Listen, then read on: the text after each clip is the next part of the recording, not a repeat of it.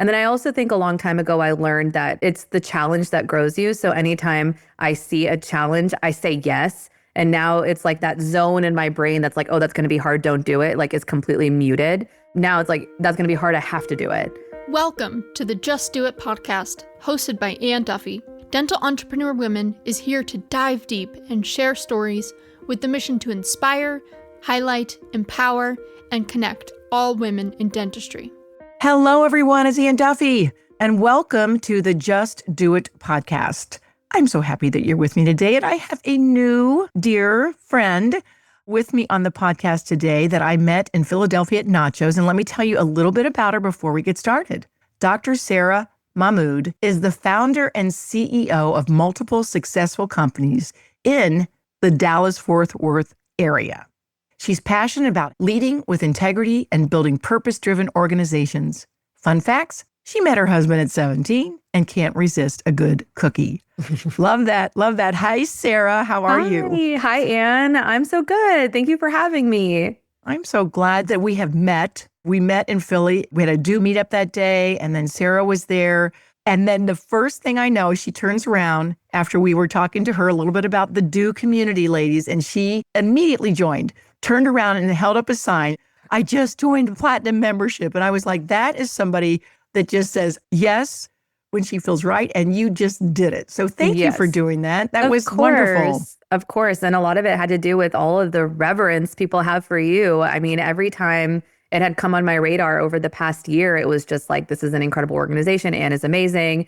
So it's been in my periphery. And then when I got to meet you and do the mastermind, I'm like, I'm in. Like, what is there? There's nothing to lose and everything to gain from this. So it's been such a joy. I'm so glad. And just telling everybody a little bit about the masterminds is we set this up last year at our retreat. So we just had our 7th annual retreat, and next year is our 10th annual retreat. So cement that into your calendar in November 12th through 14th. But we did some masterminds. So like our board members and some of our mastermind leaders lead 6 to 8 women in a group. And we really solve all the problems and celebrate all the wins. And we are continuing to do that again this year. So welcome and thanks for being part of it. Yeah, no, it's one of those things where there's so much synergy, right? The organization benefits and then you benefit as someone who's participating and you get what you give, right? We were just talking about that. So the more you pour in, I know the more that you get out of it. Oh, and that is so true. You know, it's so funny how we based Do, and this is when we started it, on love and StrengthsFinders, because StrengthsFinders helps you love yourself and love others. And so when we were first starting, before we started recording, Sarah's like, I don't know if I like my strengths. And Sara, that's about how everybody feels about their strengths. Really? Yeah. I was kind of mortified. Yeah, I was too. Woo was number one for me. And the woo was like, oh, you love everybody. And then the balcony, that's outgoing, people-oriented, networking, connector, rapport builder. I love that. Well, the basement is shallow, insincere, unconcerned with deep relationships. And I was like, oh my gosh. So there is that, like, I like that I'm knowing more about myself, but it's also like, am I really that one? And yes, guess what? I am a woo all through. Okay. But I call a little bit of bullshit, as I was telling you, you know, when you get into the basement, because as you grow older, you get some sage education in life and you stay away from those things. But you have such strong strengths. Number 1, competition, 2, significance, 3, achiever, 4, arranger, and 5, individualization. And it's not unlike everybody that's ever had competition number 1. They're like, what? I don't know. I know. Well, I mean, I think Do is full of so many girls, you know, like they support each other and it's like a high energy, very loving group. And I would hate to like come in with this A on my chest that says I am competitive. And so I really think it's more of me versus me. That's what I've boiled it down to is I really don't see other people as my competition. So I think when I did that StrengthsFinder, it just identified that I'm competitive in nature and I've channeled that energy and harnessed it to be more internal. And that is exactly right. And that's the balcony of competition. You compete with yourself, which is just so cool. And everybody that I know that has competition in their top 5 strengths, just don't ever bet against them. Don't ever bet against you for your goals. Don't ever bet against, you are going to compete well. You're driven, you're motivated. Number 1, measurement oriented, comparison oriented, and a winner. You know, it's kind of like when you see others, you say, I can do that too.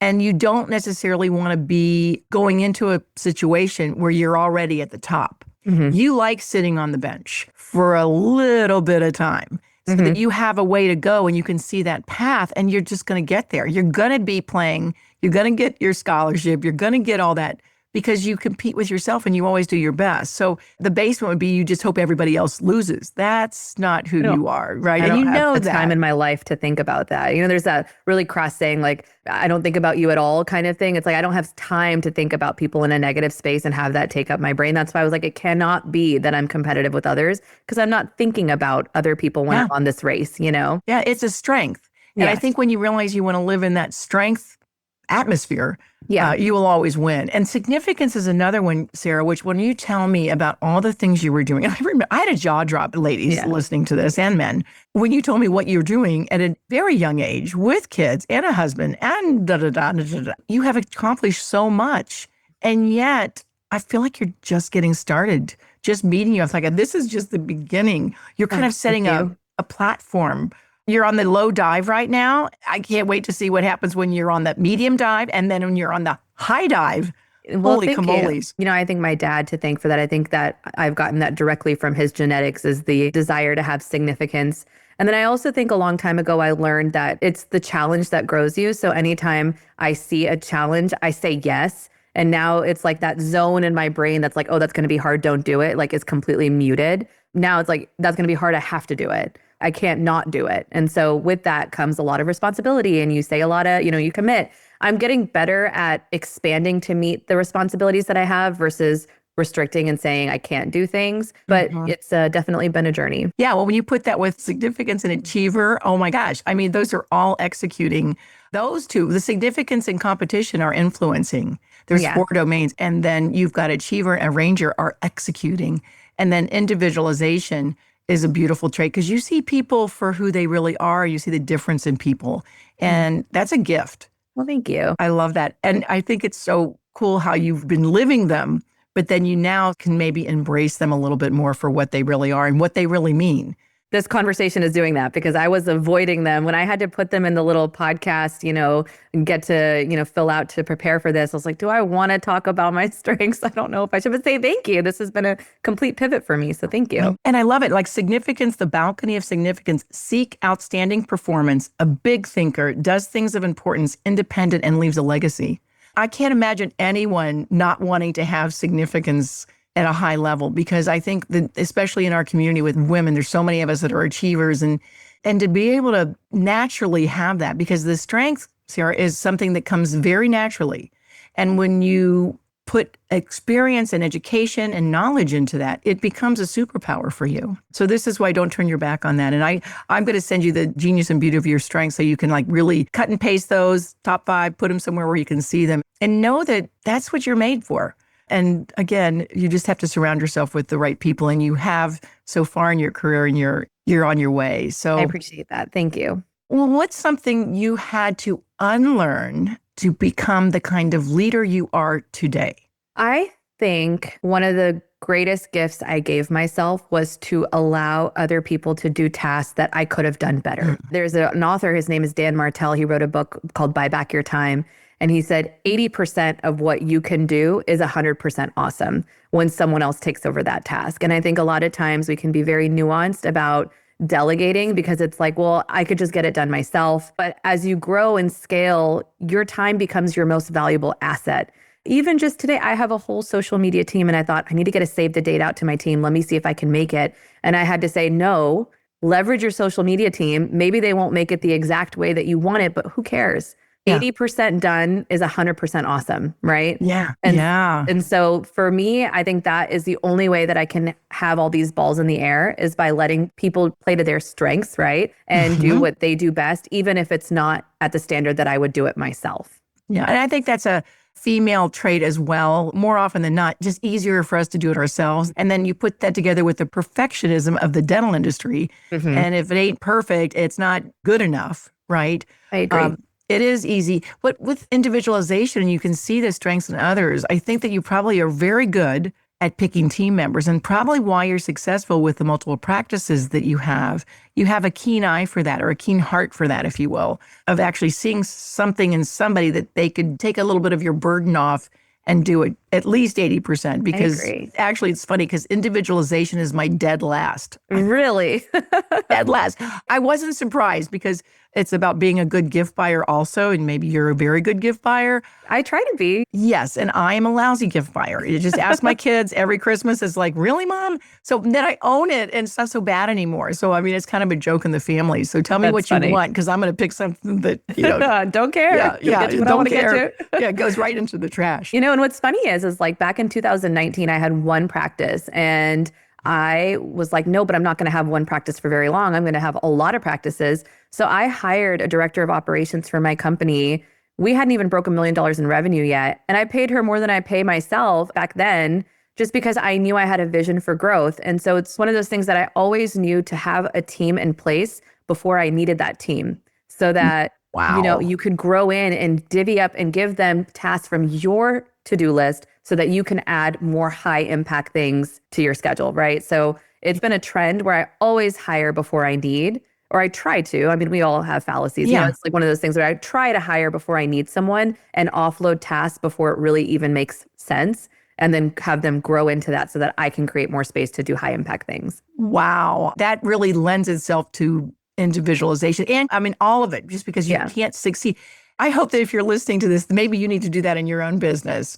When was the last time you questioned if you were doing enough, which as an achiever and competition and significance, probably a lot. And what did you learn from that moment? And how are you going to carry that forward? Well, I think anybody who's listening, who's a mom, always kind of feels like we're not doing enough, especially if, you're in do and you're an entrepreneur and you've got aspirations and dreams for yourself.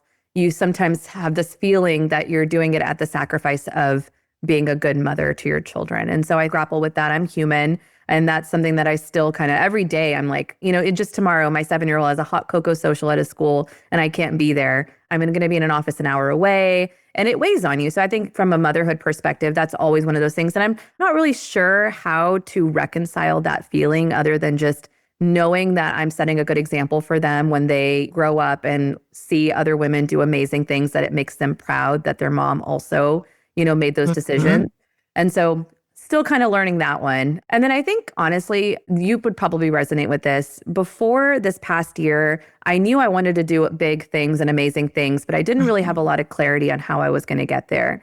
And so earlier this year, my husband and I did this program called Empowered Journey, where it helps couples navigate their marriage like they navigate a business. And so we were able to get together and realize, hey, we're rowing in different directions right now. And that's why there was so much tension, because he had his own hopes and dreams and I had mine. But then we found a way to meet in the middle. And now that we have that clarity and vision, I think going into 2026, we have such a stronger footing in our marriage and in our goals. And so I think it's going to help make that feel like we're heading in the right direction. That's being very humble to seek out outside help to get you back on track. And because, so often you bury that sort of as sentiment.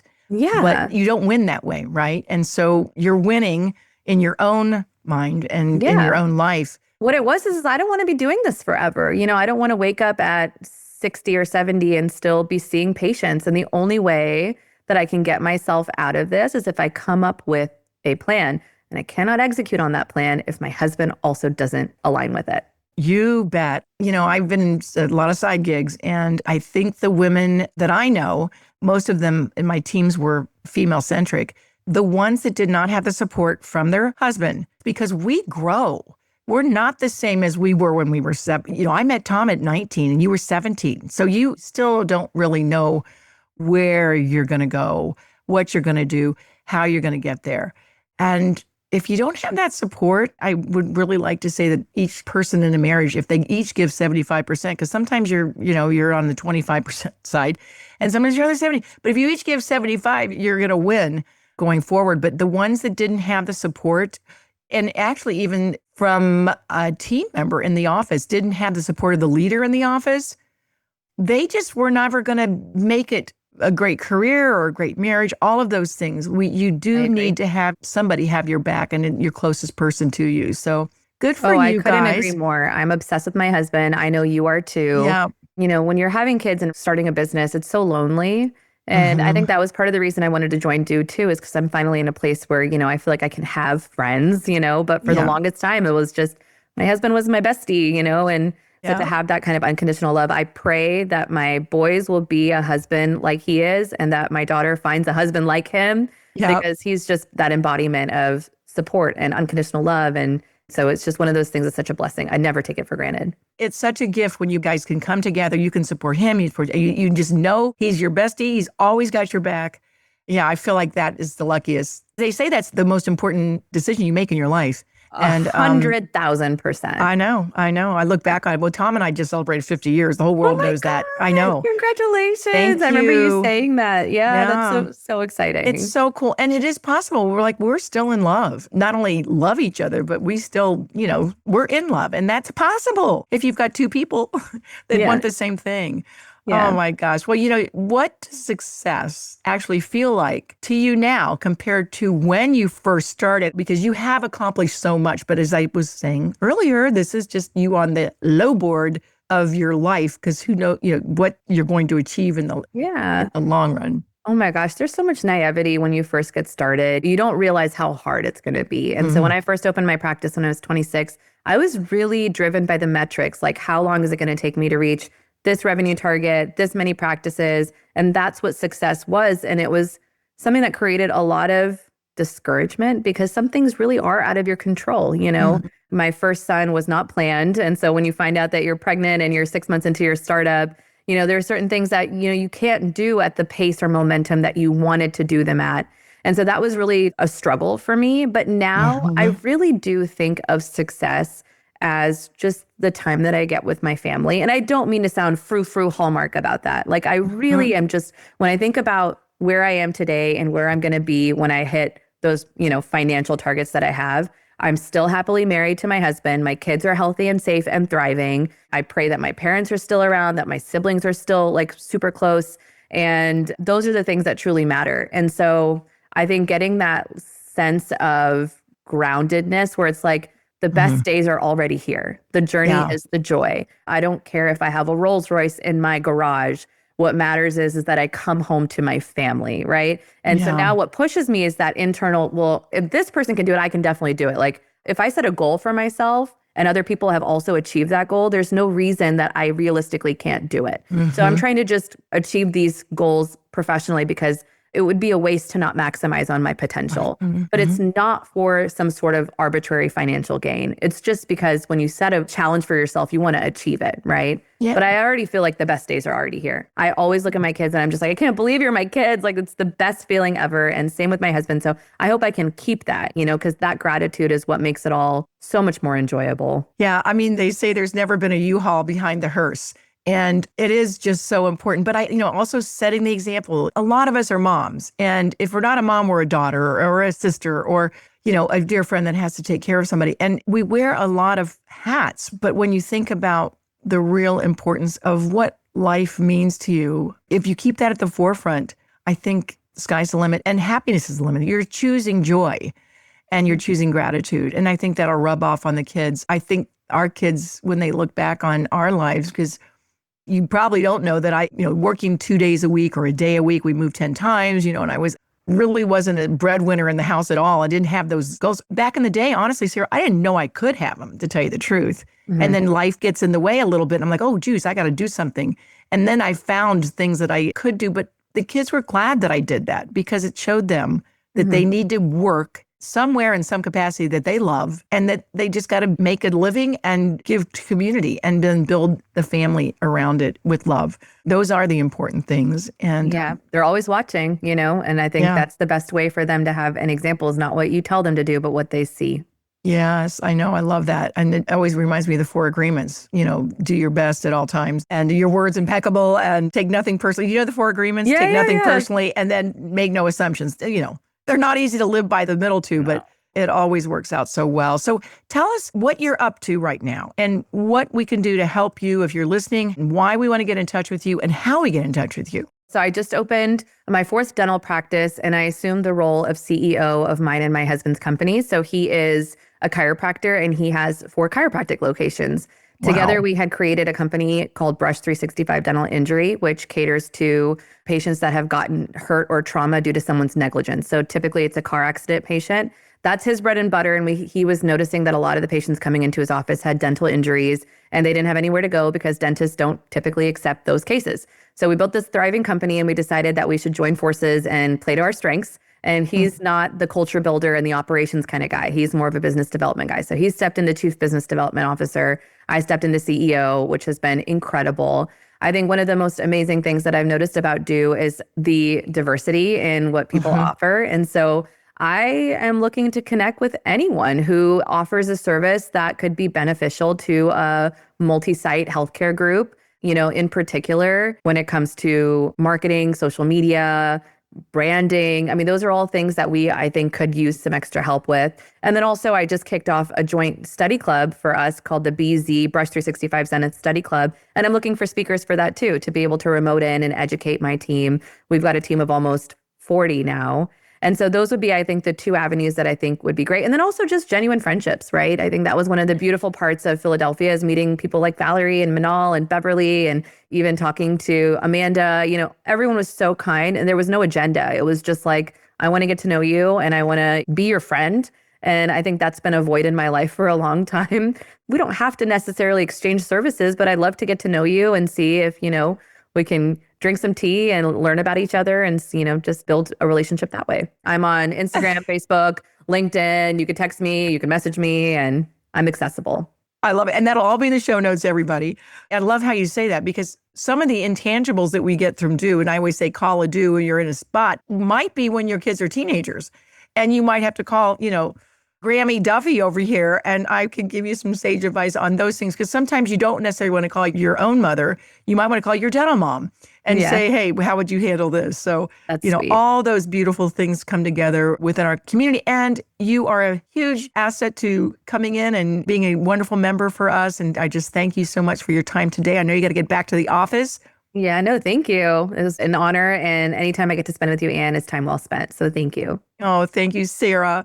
I love you. And I will see you soon. Are you going to be in any of the meetings coming up? Do you go to the Chicago Midwinter and all that kind of stuff? I might. I'm speaking next year a bunch, so I'm sure our paths will cross at some point. I'll be back at the Nachos event in April speaking there, so maybe we'll connect. I'm sure we'll find a way to connect. I'm sure. And then I'll see you at the retreat next year. And the most important thing for anybody listening today is to keep doing you. So, Sara, keep doing you. You're doing great. And I'll see you on the road. All right, okay, darling. Thank you. Thank you, honey. All right, bye-bye. Thank you for listening to the Just Do It podcast, hosted by Anne Duffy.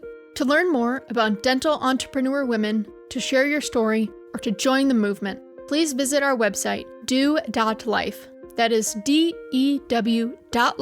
Subscribe to the show on Apple Podcasts or your favorite podcasting app to make sure you don't miss an episode. And in the meantime, keep doing you.